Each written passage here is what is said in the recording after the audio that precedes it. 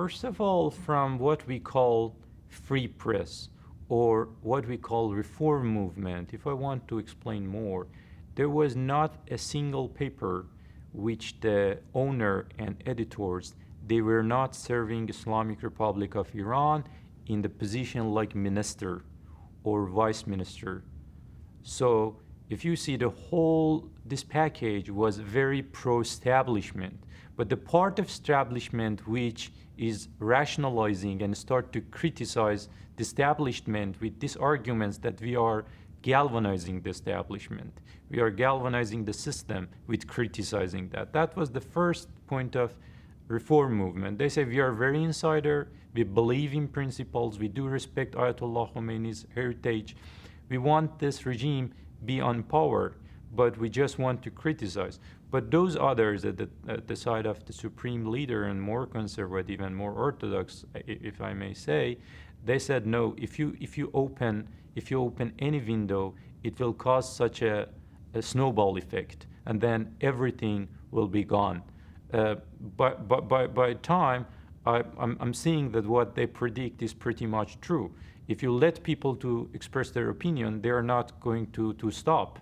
If they say we criticize the situation of women dress code, then they would criticize why the Sharia law is in Iran. We don't want the dress code. We don't want the women be like, treated like second-class citizen.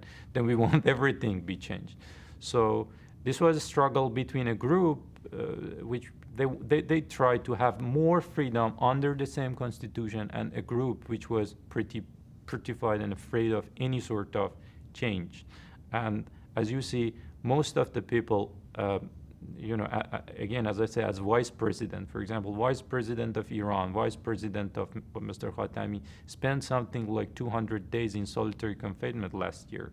So they just smashed them and removed them from Iranian politics with using of force and security forces last year. So yes, our freedom of press was very limited.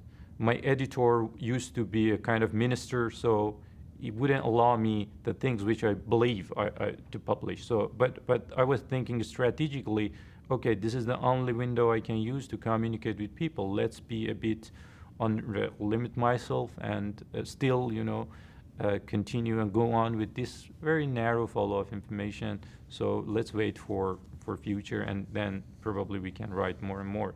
But they don't give press permission to anyone which is not qualified as intelligence security measures.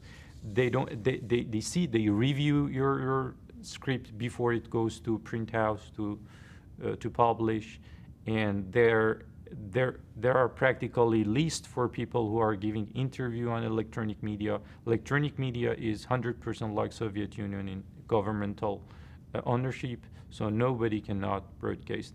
This was the situation before 2000. In 2000, we had this phenomenon of satellite TVs, and now I don't think any other country in the world has so many political satellite TVs like Iran. There are something like 45 to 50 political satellite TV channels are being aired in Iran.